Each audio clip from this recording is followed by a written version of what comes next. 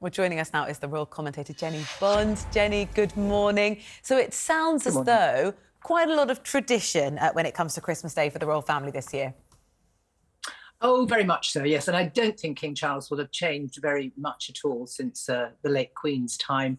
Actually, can you imagine anything worse, really? On Christmas morning, you've got to get up and you've got to put all your clobber on and you've got to face the cameras and you've got to face the public. But they know that a lot of people turn out at Sandringham every year. And it is honestly a highlight of many people's Christmas Day to see the royal family walk by, to be greeted by them. So they'll go to church. As always, and it's quite a nice little walk from the house to the church.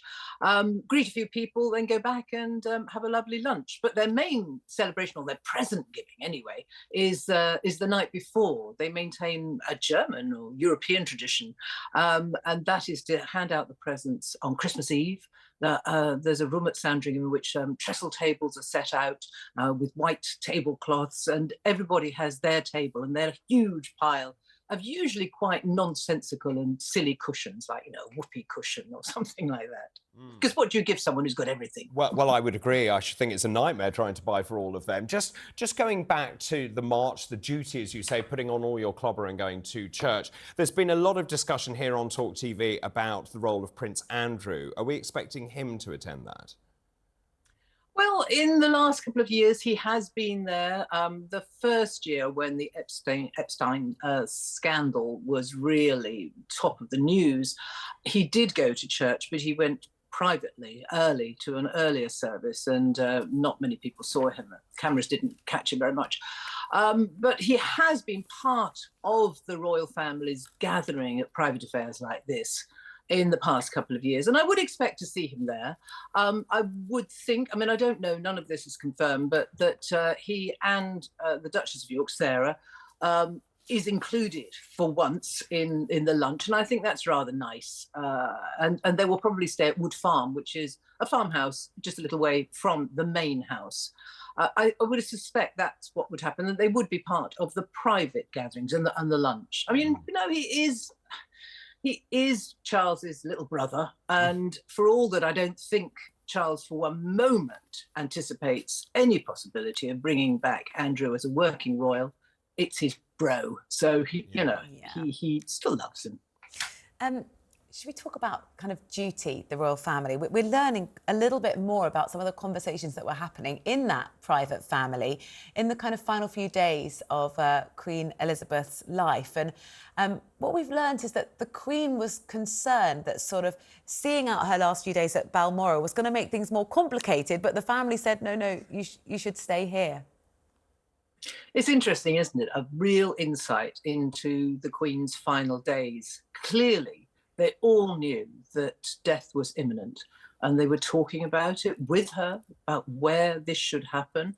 And I suppose so many elderly folk, the last thing on earth you want to do is be trouble to your family. And I think the Queen perhaps felt that she wasn't only going to be a bit of a nuisance to her family, but to the whole nation, because it was complicated organising the funeral cortege through the whole of Scotland, getting down to London, the extra lying in state up in Edinburgh.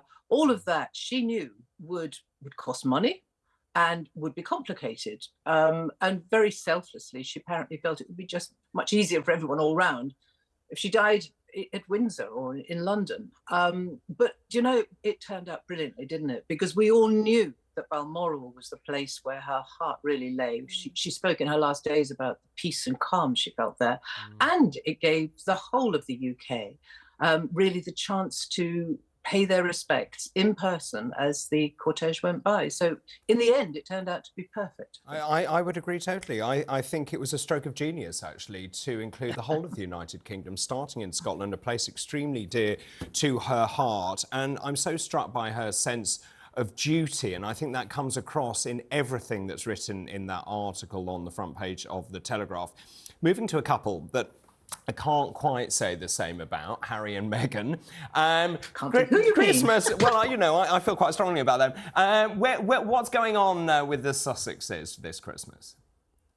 Well, They weren't invited to Sandringham, as far as we know. There were rumours that they would have accepted an invitation, but that would have been so unbelievably awkward, it wasn't going to happen. So we can assume, being a very private couple, they haven't told us, that they are going to be in the Californian sunshine.